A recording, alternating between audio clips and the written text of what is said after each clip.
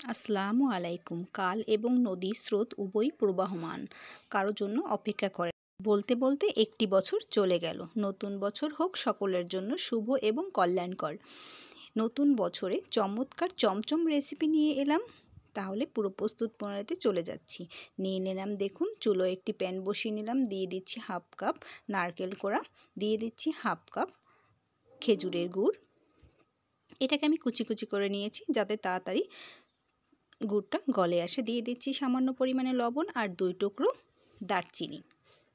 চুলোর আঁচটাকে medium to লোতে রেখে এটাকে আমি নেড়ে রান্না করে নিচ্ছি। দেখুন গুড়টা গলে আসবে আর নারকেল থেকেও একটু পানি ছেড়ে আসবে। পানিটা ছেড়ে আসার পরে পানিটা কমে না যাওয়া পর্যন্ত এটাকে জাল করে নিতে হবে। যারা নতুন তাদের বোঝার সুবিধার্থে বলে দিলাম। দেখুন নারকেল থেকে পানি বের হয়েছিল, এটাও কমে আসতেছে। নেড়ে নেড়ে এটাকে জাল করে নিতে হবে। দেখুন এটা থেকে পানি বের হয়েছে পুরোপুরি। এবার এটা পানিটা টেনে আসলে এটাকে তুলে নেব চুলো থেকে। এখন এটা আমার হয়ে এসেছে, এবার চুলো থেকে আমি তুলে নিচ্ছি। এই পর্যায়ে আমি একটি প্যান বসিয়ে দিলাম। দেখুন এখানে 1 কাপ পরিমাণ পানি দিয়ে নিয়েছি। এর মধ্যে দিয়ে দিচ্ছি সামান্য পরিমাণে লবণ। লবণটা আপনাদের যার যার স্বাদ অনুযায়ী দিবেন। এটাকে নেড়ে দিলাম আমি। দেখুন পানিতে বলক এসে গেছে। এ পর্যায়ে আমি 1 কাপ পরিমাণ সুজি দিচ্ছি। আমরা অনেকেই ভাবি চালের গুঁড়ো ছাড়া পিঠেই হয় না। দেখুন আমি আজকে সুজি দিয়ে চমৎকার চমচম পিঠা রেসিপি শেয়ার করব আপনাদের সাথে। এটি খেতে এবং দেখতে অসাধারণ হয়।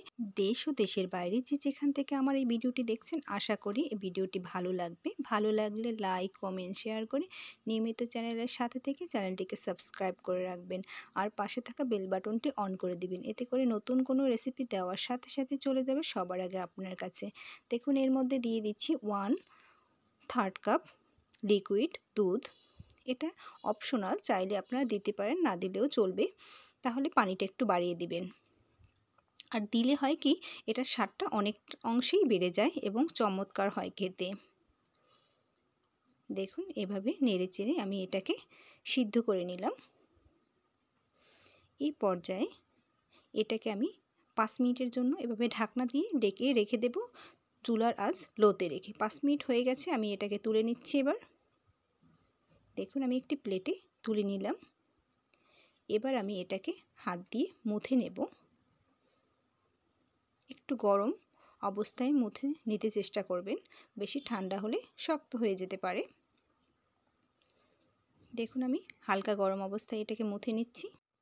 চালের গুঁড়ি হলে এটাকে একটু বেশি মুথে নিতে হতো, কিন্তু যেহেতু এখানে আমি সুজি অ্যাড করেছি এজন্য বেশি মোথার দরকার নেই। অল্প মুথে নিলেই এটা পারফেক্ট তৈরি হবে। দেখুন এটা আমার মুথা হয়ে গেছে। এই পর্যায়ে সাইডে একটু ঘি নিয়ে নিচ্ছি আমি। এখানে চাইলে আপনারা রান্নার তেলও অ্যাড করতে পারেন। আমি ঘিটা দিয়েছি এজন্য ফ্লেভারটা চমৎকার আসবে। দেখুন ছোট ছোট লিচি কেটে নিচ্ছি আমি। অনেকগুলো লিচি হয়েছে আমার এখানে। হাতে একটু সামান্য ঘি লাগিয়ে এটাকে আমি করে নিচ্ছি। এই যে এবার 2 হাতে নিয়ে এভাবে চেপে গোল করে নিচ্ছি। একটু খেয়াল করে দেখুন, এটি খেয়াল করে দেখে নিলেই যে কেউ তৈরি করে নিতে পারবে। দেখুন এটা খুবই সহজ তৈরি করা। এই পর্যায়ে আমি এর মধ্যে দিয়ে দিচ্ছি নারকেলের পুরটা। দেখুন চেপে চেপে একটু নারকেলের পুরটা বসিয়ে নিতে হবে। এই পর্যায়ে 2 সাইড দিয়ে লাগিয়ে দিতে হবে। দেখুন এভাবে চেপে চেপে লাগিয়ে নিচ্ছি। এবার 2 হাতে নিয়ে ডলে ডলে এভাবে চমচমের শেপ দেব। দেখুন এভাবে 2 সাইড দিয়ে লাগিয়ে 2 পাশ দিয়ে একটু চেপে চেপে নিয়েছি আমি।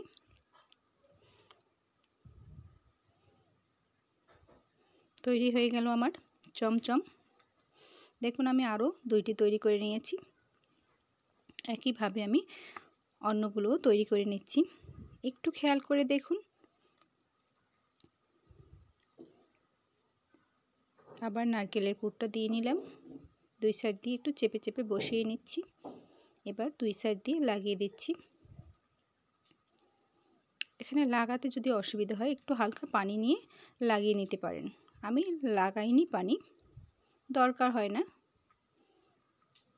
দেখুন এভাবে ঘুরিয়ে ঘুরিয়ে আরও একটি চমচম আমি তৈরি করে নিলাম। চুলো একটি সিলভারের পাত্রে কিছুটা পানি নিয়ে নিয়েছি, উপর থেকে ছিদ্র করা একটি চালনি নিয়ে নিয়েছি। দেখুন ছিদ্র করা, এর উপর থেকে একটু তেল ব্রাশ করে নেব যাতে করে পিঠাগুলো খুব দ্রুত উঠে আসে ভাপের পরে।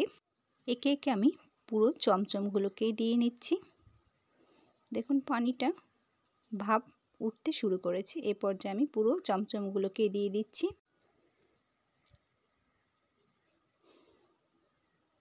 পুরোটাকে আমি দিয়ে নিচ্ছি। এ পর্যায়ে আমি ঢাকনা দিয়ে দেব। 7 থেকে 10 মিনিট রান্না করে নেব এভাবে। দেখুন আমি এই পর্যায়ে আমি উপর থেকে ঢাকনা দিয়ে নিচ্ছি। ঢাকনা একটা ছিদ্র থাকে, এটাকে আমি বন্ধ করে দিচ্ছি, একটু টিস্যু নিয়ে বন্ধ করে নিচ্ছি। দেখুন 10 মিনিট পরে ফিরে এলাম। 10 মিনিট লাগে না, এখানে আমি তারপরও 10 মিনিট রান্না করে নিয়েছি। দেখুন 10 মিনিট পরে আমার পিঠাগুলো একবারেই পারফেক্ট তৈরি হয়ে গেছে। এই পর্যায়ে আমি এগুলোকে তুলে নেব। দেখুন গরম, খুবই গরম, এটাকে একটু ঠান্ডা হতে সময় দিতে হবে, বেশি না, বেশি ঠান্ডা করা যাবে না। এ পর্যায়ে আমি একটি প্লেটে তুলে নিচ্ছি সবগুলোকেই।